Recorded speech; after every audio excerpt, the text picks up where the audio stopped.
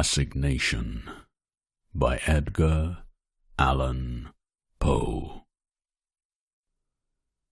Stay for me there, I will not fail to meet thee in that hollow vale.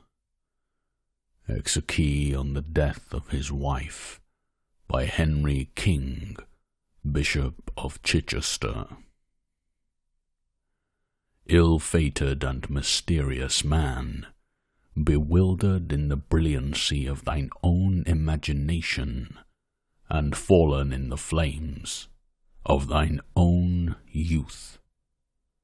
Again in fancy I behold thee, once more thy form hath risen before me, not, oh, not as thou art, in the cold valley and shadow, but as thou shouldst be, squandering away a life of magnificent meditation in that city of dim visions, thine own Venice, which is a star-beloved Elysium of the sea, and the wide windows of whose Palladian palaces look down with a deep and bitter meaning upon the secrets of her silent waters. Yes, I repeat it, as thou shouldst be. There are surely other worlds than this, other thoughts than the thoughts of the multitude, other speculations than the speculations of the sophist. Who then shall call thy conduct into question?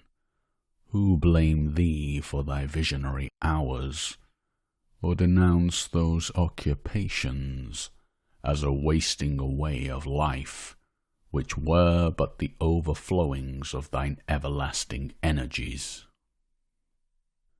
It was at Venice, beneath the covered archway, there called the Ponte di Sospiri, that I met for the third or fourth time the person of whom I speak. It is with a confused recollection that I bring to mind the circumstances of that meeting. Yet I remember. Ah, how should I forget? The deep midnight, the bridge of sighs, the beauty of woman, and the genius of romance that stalked up and down the narrow canal. It was a night of unusual gloom. The great clock of the piazza had sounded the 5th hour of the Italian evening. The square of the Campanile lay silent and deserted, and the lights in the old ducal palace were dying fast away. I was returning home from the Piazzetta by way of the Grand Canal, but as my gondola arrived opposite the mouth of the Canal San Marco, a female voice from its recesses broke suddenly upon the night in one wild, hysterical and long-continued shriek. Startled at the sound, I sprang upon my feet, while the gondolier, letting slip his single oar, lost it in the pitchy darkness beyond a chance of recovery, and we were consequently left to the guidance of the current, which here sets from the greater into the smaller channel. Like some huge and sable-feathered condor, we were slowly drifting down toward the Bridge of Sighs, when 1,000 flambeaux flashing from the windows and down the staircases of the ducal palace turned, all at once, that deep gloom into a livid and preternatural day. A child, slipping from the arms of its own mother, had fallen from an upper window of the lofty structure into the deep and dim canal. The quiet waters had closed placidly over their victim, and although my own gondola was the only one in sight, many a stout swimmer already in the stream was seeking in vain upon the surface the treasure which was to be found. Alas, only within the abyss. Upon the broad black marble flagstones at the entrance of the palace, and a few steps above the water, stood a figure, which none who then saw can have ever since forgotten. It was the Marchesa Aphrodite, the adoration of all Venice, the gayest of the gay, the most lovely where all were beautiful, but still the young wife of the old and intriguing Mentoni, and the mother of that fair child, her first and only one, who now, deep beneath the murky water, was thinking in bitterness of heart upon her sweet caresses, and exhausting its little life in struggles to call upon her name. She stood alone. Her small, bare and silvery feet gleamed in the black mirror of marble beneath her. Her hair, not as yet more than half loosened for the night from its ballroom array, clustered amid a shower of diamonds round and round her classical head, in curls like those of the young hyacinth. A snowy white and gauze-like drapery seemed to be nearly the sole covering to her delicate form. But the midsummer and midnight air was hot, sullen, and still, and no motion in the statue-like form itself stirred even the folds of that raiment of very vapour which hung around it, as the heavy marble hangs around the Niobe. Yet, strange to say, her large lustrous eyes were not turned downward upon that grave, wherein her brightest hope lay buried, but riveted in a widely different direction. The prison of the old Republic is, I think, the stateliest building in all Venice.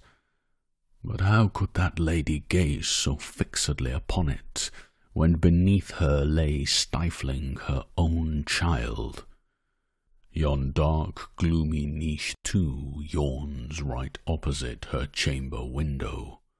What, then, could there be in its shadows, in its architecture, in its ivy-wreathed and solemn cornices, that the Marchesa di Mentoni had not wondered at 1,000 times before? Nonsense! Who does not remember that, at such a time as this, the eye, like a shattered mirror, multiplies the images of its sorrow, and sees, in innumerable far-off places, the woe which is close at hand? Many steps above the Marchesa, and within the arch of the water gate, stood, in full dress, the satyr-like figure of Mentoni himself. He was occasionally occupied in thrumming a guitar, and seemed ennuyé to the very death, as at intervals he gave directions for the recovery of his child.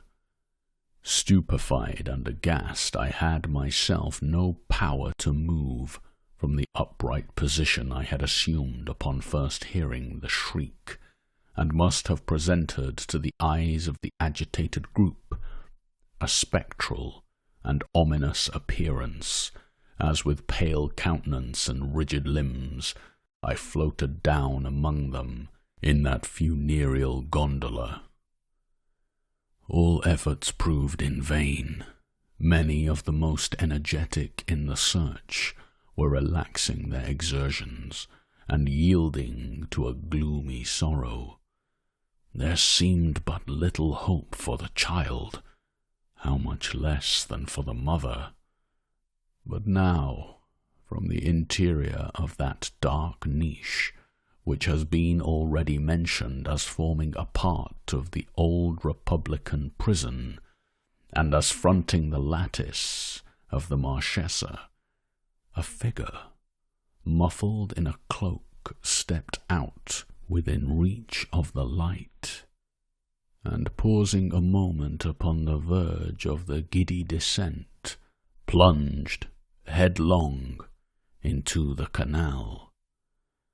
As in an instant afterward he stood, with the still living and breathing child within his grasp, upon the marble flagstones by the side of the Marchesa, his cloak, heavy with the drenching water, became unfastened, and, falling in folds about his feet, discovered, to the wonder-stricken spectators, the graceful person of a very young man, with the sound of whose name the greater part of Europe was then ringing. No word spoke the deliverer, but the Marchesa. She will now receive her child. She will press it to her heart. She will cling to its little form and smother it with her caresses. Alas, another's arms have taken it from the stranger. Another's arms have taken it away and borne it afar off, unnoticed, into the palace. And the Marchesa, her beautiful lip trembles. Tears are gathering in her eyes, those eyes which, like Pliny's acanthus, are soft and almost liquid. Yes, tears are gathering in those eyes, and see, the entire woman thrills throughout the soul, and the statue has started into life. The pallor of the marble countenance, the swelling of the marble bosom, the very purity of the marble feet, we behold suddenly flushed over with a tide of ungovernable crimson, and a slight shudder quivers about her delicate frame, as a gentle air at Napoli about the rich silver lilies in the grass. Why should that lady blush? To this demand there is no answer, except that, having left in the eager haste and terror of a mother's heart the privacy of her own boudoir, she has neglected to enthrall her tiny feet in their slippers, and utterly forgotten to throw over her Venetian shoulders that drapery which is their due. What other possible reason could there have been for her so blushing, for the glance of those wild, appealing eyes, for the unusual tumult of that throbbing bosom, for the convulsive pressure of that trembling hand, that hand which fell as Mentoni turned into the palace accidentally upon the hand of the stranger? What reason could there have been for the singularly low tone of those unmeaning words which the lady uttered hurriedly in bidding him adieu? "Thou hast conquered," she said, "or the murmurs of the water deceived me. Thou hast conquered. 1 hour after sunrise we shall meet. So let it be." The tumult had subsided. The lights had died away within the palace, and the stranger, whom I now recognized, stood alone upon the flags. He shook with inconceivable agitation, and his eye glanced around in search of a gondola. I could do no less than offer him the service of my own, and he accepted the civility. Having obtained an oar at the water gate, we proceeded together to his residence, while he rapidly recovered his self-possession and spoke of our former slight acquaintance in terms of great apparent cordiality. There are some subjects upon which I take pleasure in being minute. The person of the stranger, let me call him by this title, who to all the world was still a stranger. The person of the stranger is one of these subjects. In height he might have been below rather than above the medium size, although there were moments of intense passion when his frame actually expanded and belied the assertion.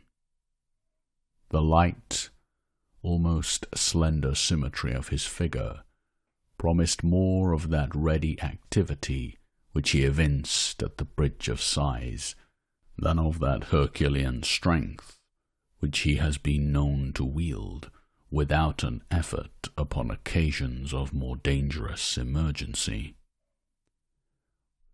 With the mouth and chin of a deity, singular, wild, full, liquid eyes, whose shadows varied from pure hazel to intense and brilliant jet, and a profusion of curling black hair, from which a forehead of unusual breadth gleamed forth at intervals all light and ivory.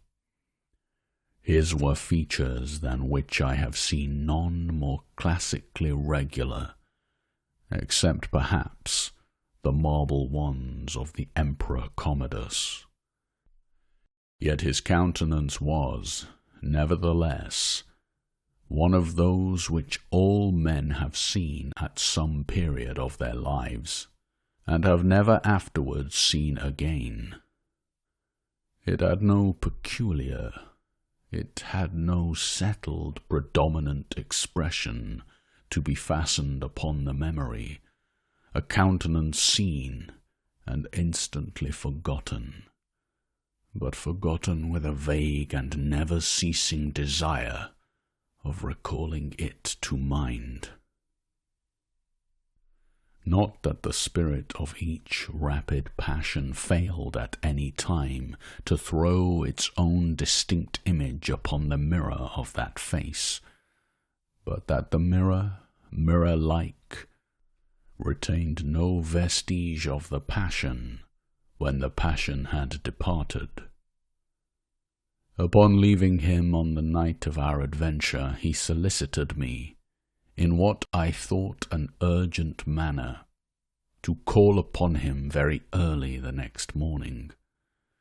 Shortly after sunrise I found myself accordingly at his palazzo, one of those huge structures of gloomy yet fantastic pomp which tower above the waters of the Grand Canal in the vicinity of the Rialto. I was shown up a broad winding staircase of mosaics into an apartment whose unparalleled splendor burst through the opening door with an actual glare, making me blind and dizzy with luxuriousness. I knew my acquaintance to be wealthy. Report had spoken of his possessions in terms which I had even ventured to call terms of ridiculous exaggeration. But as I gazed about me, I could not bring myself to believe that the wealth of any subject in Europe could have supplied the princely magnificence which burned and blazed all around. Although, as I say, the sun had arisen, yet the room was still brilliantly lighted up. I judge from this circumstance, as well as from an air of exhaustion in the countenance of my friend, that he had not retired to bed during the whole of the preceding night. In the architecture and embellishments of the chamber, the evident design had been to dazzle and astound. Little attention had been paid to the decora of what is technically called keeping, or to the properties of nationality.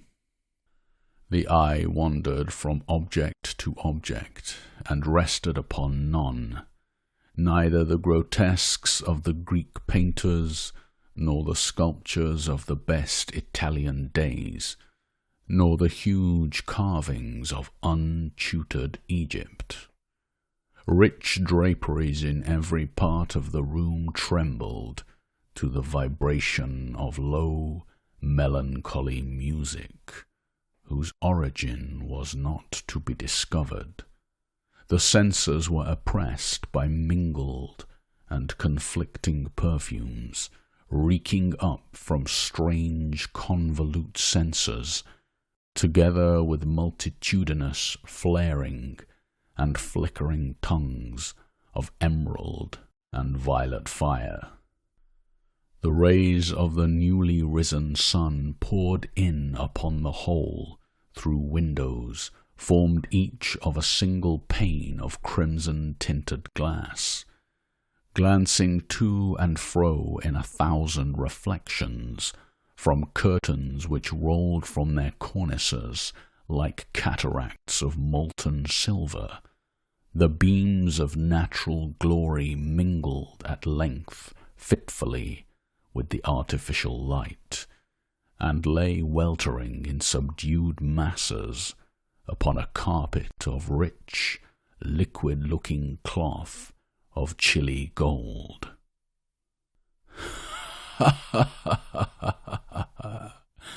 Laughed the proprietor, motioning me to a seat as I entered the room, and throwing himself back at full length upon an ottoman.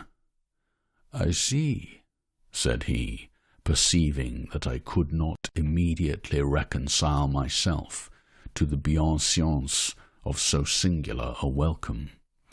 "I see you are astonished at my apartment, at my statues, my pictures, my originality of conception in architecture and upholstery.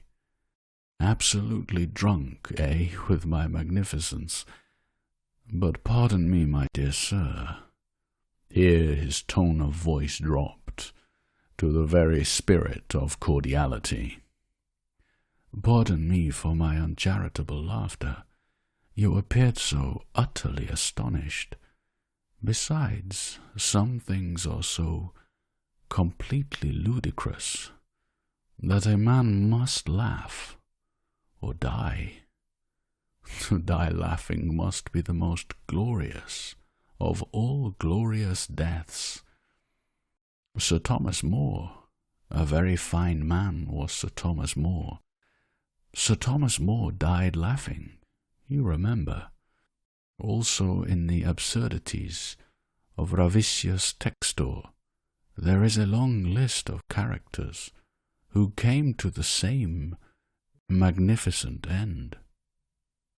Do you know, however," continued he musingly, "that at Sparta, which is now Peleochori, at Sparta, I say, to the west of the citadel, among a chaos of scarcely visible ruins, is a kind of socle, upon which are still legible the letters L, A, S, M. They are undoubtedly part of Yelasma. Now, at Sparta were 1,000 temples and shrines to 1,000 different divinities. How exceedingly strange that the altar of laughter should have survived all the others.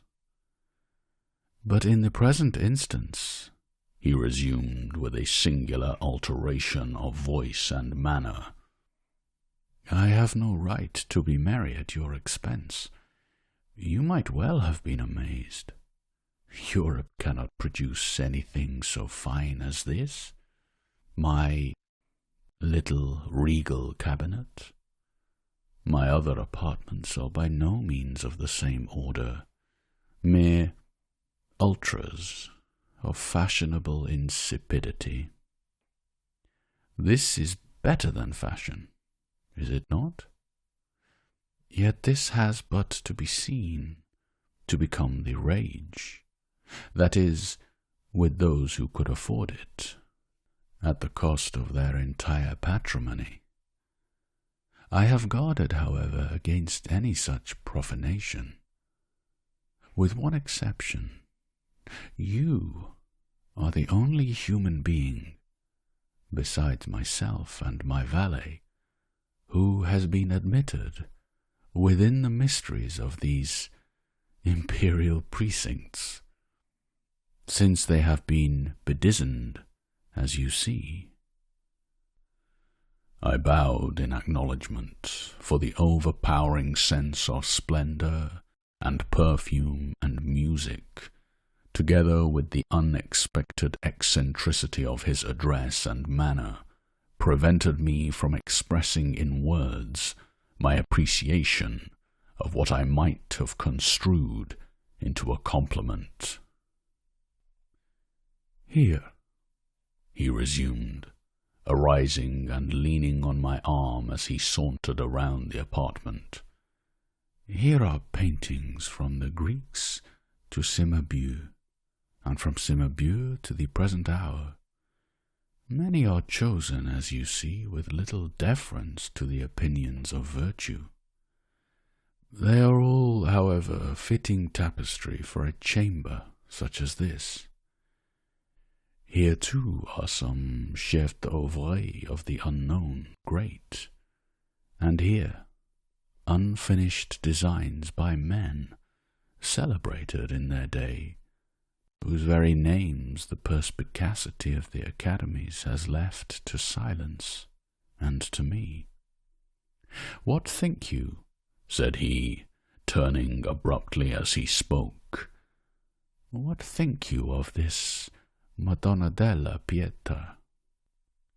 "It is Guido's own," I said, with all the enthusiasm of my nature, for I had been poring intently over its surpassing loveliness. "It is Guido's own. How could you have obtained it? She is undoubtedly in painting what the Venus is in sculpture."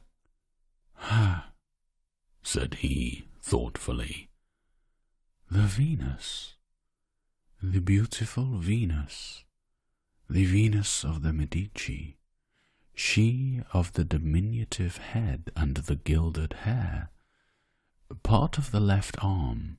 Here his voice dropped, so as to be heard with difficulty. "And all the right are restorations, and in the coquetry of that right arm lies, I think, the quintessence of all affectation. Give me the Canova. The Apollo, too, is a copy. There can be no doubt of it. Blind fool that I am, who cannot behold the boasted inspiration of the Apollo. I cannot help, pity me, I cannot help preferring the Antinous. Was it not Socrates who said that the statuary found his statue in the block of marble? Then Michelangelo was by no means original in his couplets. Non ha l'ottimo artista alcun concetto, che in marmo solo in se non circumscriva. It has been, or should be remarked, that, in the manner of the true gentleman, we are always aware of a difference from the bearing of the vulgar, without being at once precisely able to determine in what such difference consists. Allowing the remark to have applied in its full force to the outward demeanour of my acquaintance, I felt it, on that eventful morning, still more fully applicable to his moral temperament and character.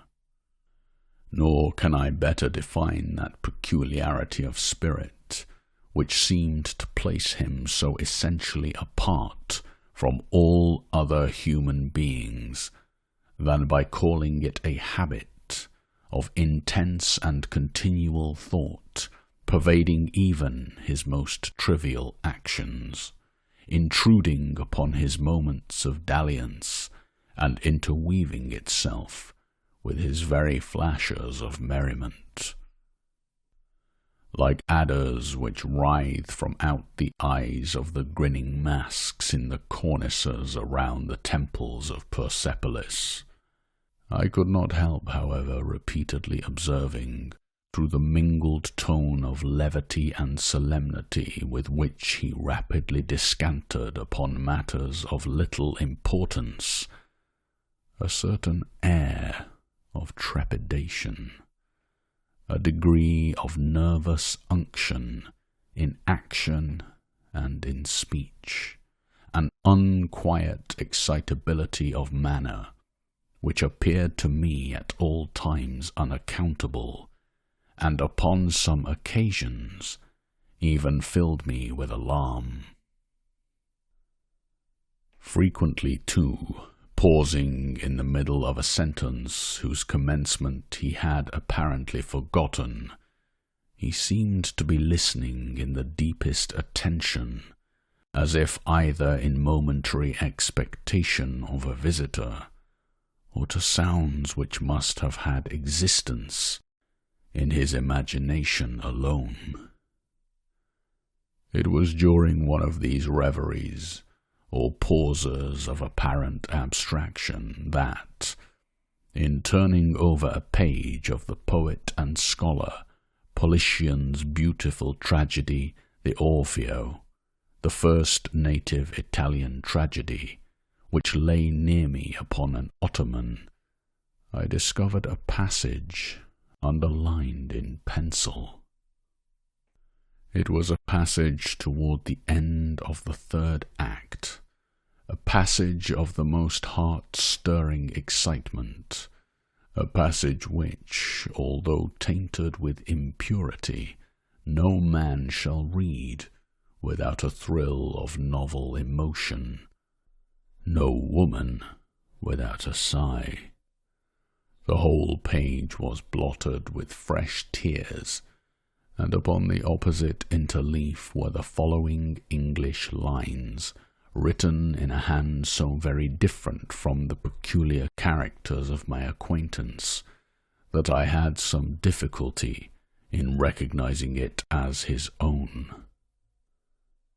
Thou wast that all to me, love, for which my soul did pine, a green isle in the sea, love, a fountain and a shrine, all wreathed with fairy fruits and flowers, and all the flowers were mine.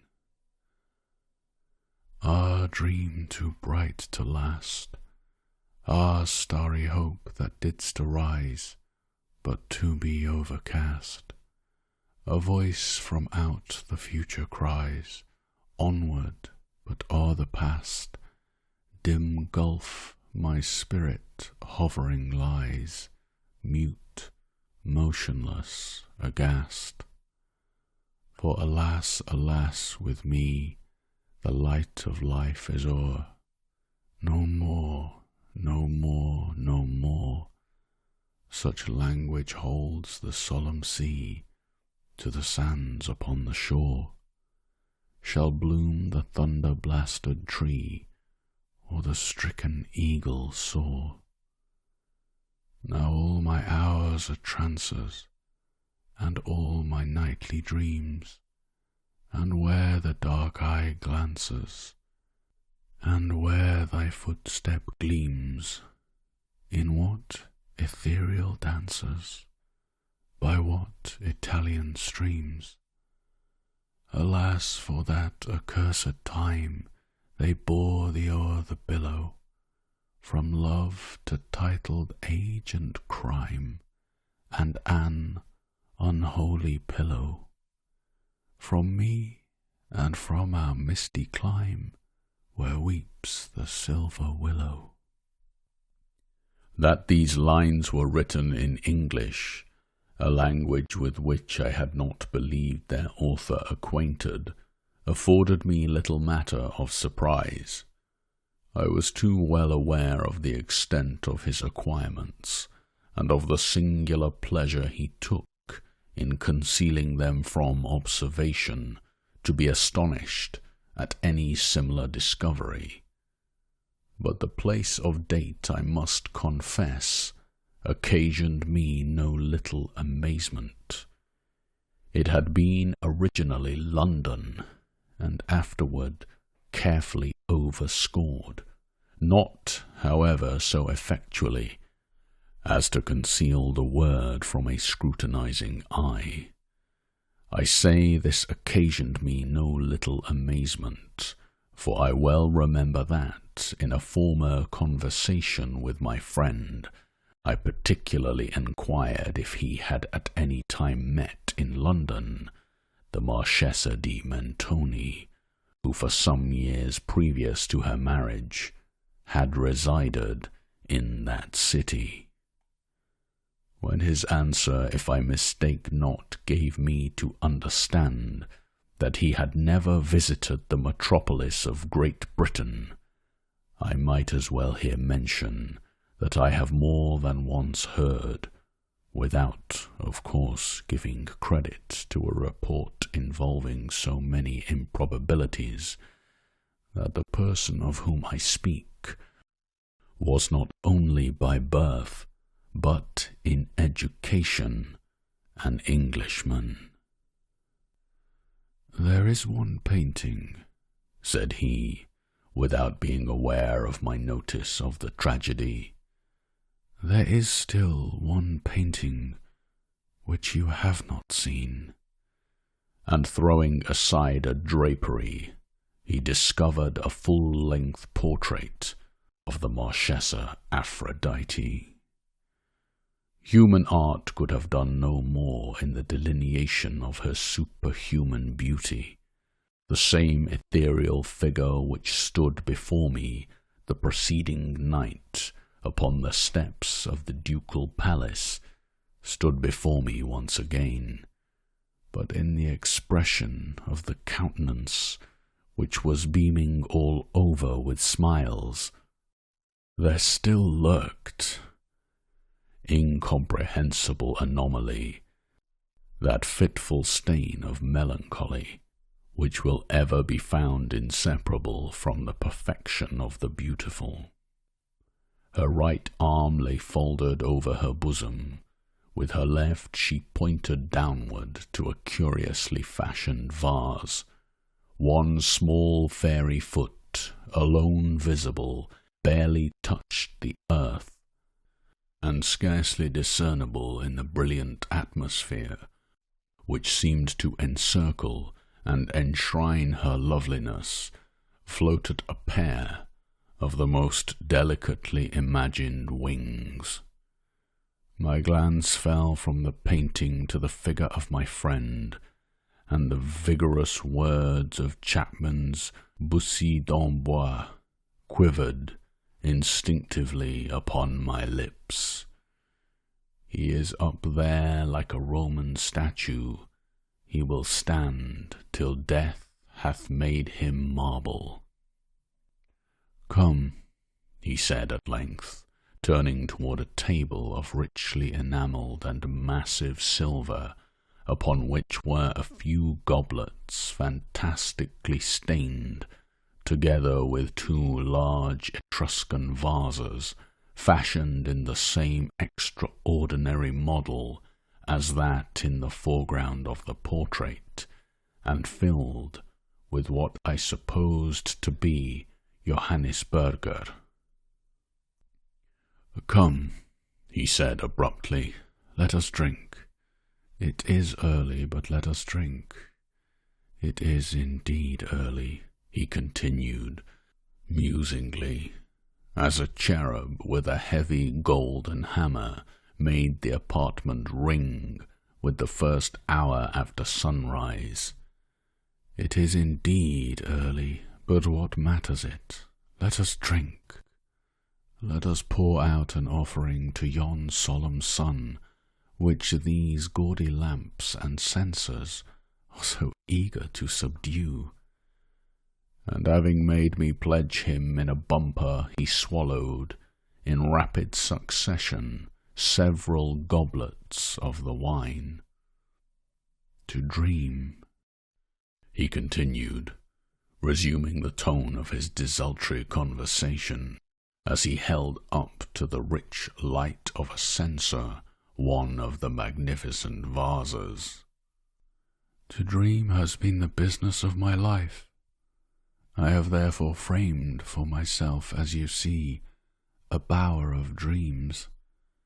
In the heart of Venice could I have erected a better? You behold around you, it is true, a medley of architectural embellishments.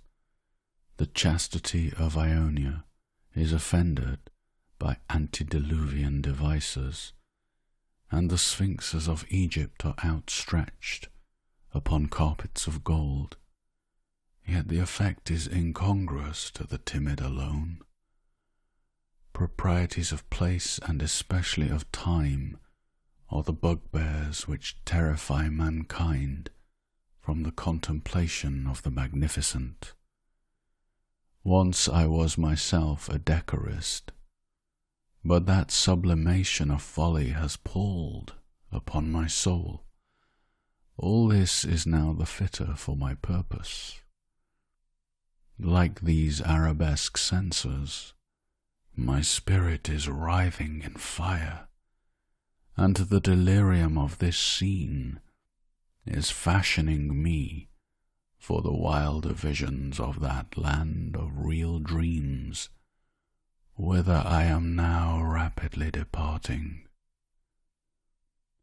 Here he paused abruptly, bent his head to his bosom, and seemed to listen to a sound which I could not hear.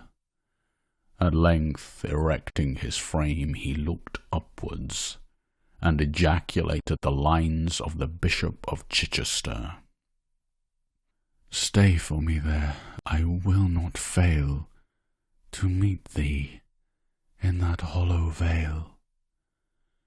In the next instant, confessing the power of the wine, he threw himself at full length upon an ottoman.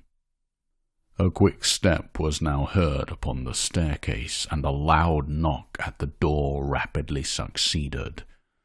I was hastening to anticipate a second disturbance, when a page of Mentoni's household burst into the room, and faltered out in a voice choking with emotion the incoherent words, my mistress, poisoned, poisoned, oh beautiful Aphrodite." Bewildered, I flew to the ottoman and endeavoured to arouse the sleeper to a sense of the startling intelligence, but his limbs were rigid, his lips were livid, his lately beaming eyes were riveted in death. I staggered back toward the table. My hand fell upon a cracked and blackened goblet, and a consciousness of the entire and terrible truth flashed suddenly over my soul.